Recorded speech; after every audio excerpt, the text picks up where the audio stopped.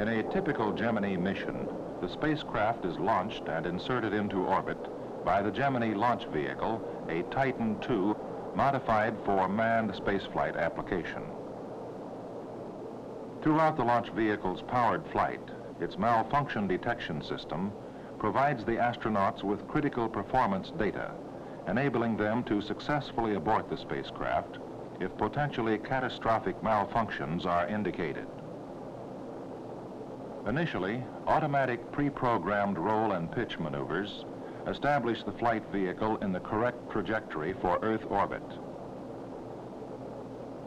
After a burning time of approximately 150 seconds at an altitude of approximately 40 miles, the Stage 1 engine is shut down.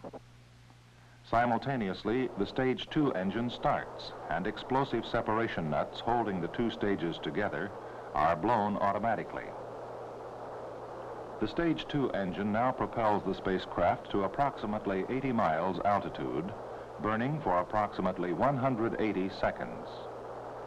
During this time, the vehicle's flight is guided in the proper trajectory to achieve orbit by a radio guidance system through the vehicle's flight control system. The radio guidance system also performs another function, the shutdown of the Stage 2 engine, which occurs preparatory to spacecraft separation. The astronaut initiates firing of a pyrotechnic charge to separate the spacecraft from the launch vehicle and operates the spacecraft's propulsion system to accelerate it away from the launch vehicle. Once in Earth orbit, the astronauts perform such maneuvers as prescribed by the particular mission. These could include rendezvous and docking with another space vehicle. Rendezvous with the Agena target vehicle is subject to the precision of the Gemini launch and appropriate mid-course corrections. Thus, the orbits of both spacecraft and launch vehicle become almost coincident. The guidance and navigation systems on board radar and computer enable the spacecraft to acquire and track the target vehicle.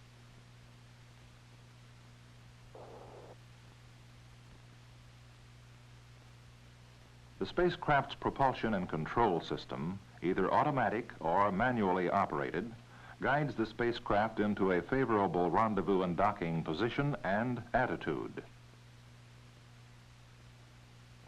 Once connected, the astronauts are able to use the Agena's propulsion system as well as the Gemini system for further orbital maneuvers.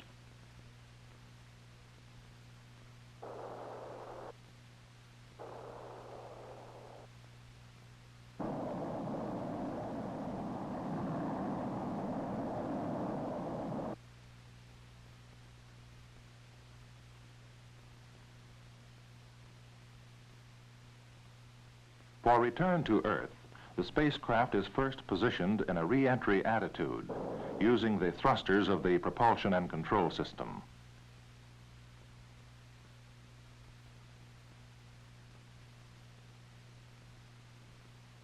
The section of the spacecraft containing equipment no longer necessary for the mission is now jettisoned, exposing the retrograde rockets.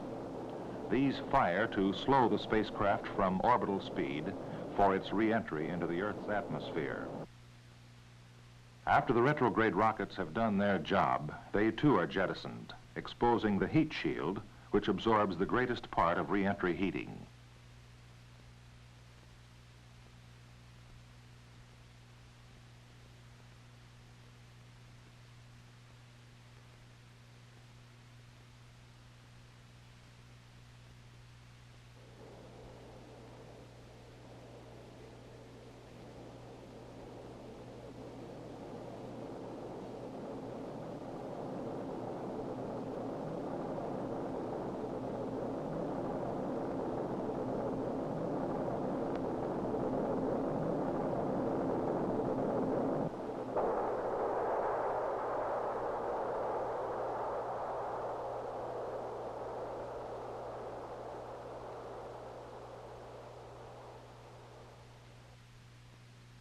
At an altitude of approximately 50,000 feet, a mortar-deployed drogue parachute is used to stabilize the spacecraft's descent.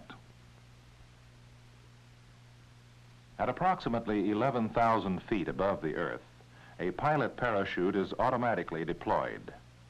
This is followed by deployment of the main parachute system, initially in a reefed condition to reduce opening shock.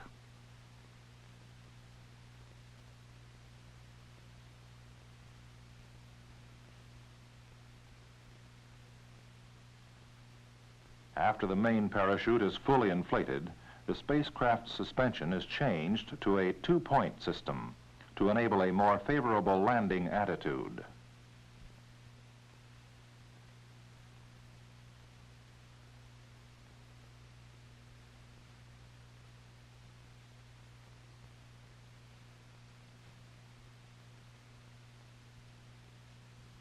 The safe return to Earth of the spacecraft and its crew marks the culmination of the particular Gemini mission and achievement of its most important objective.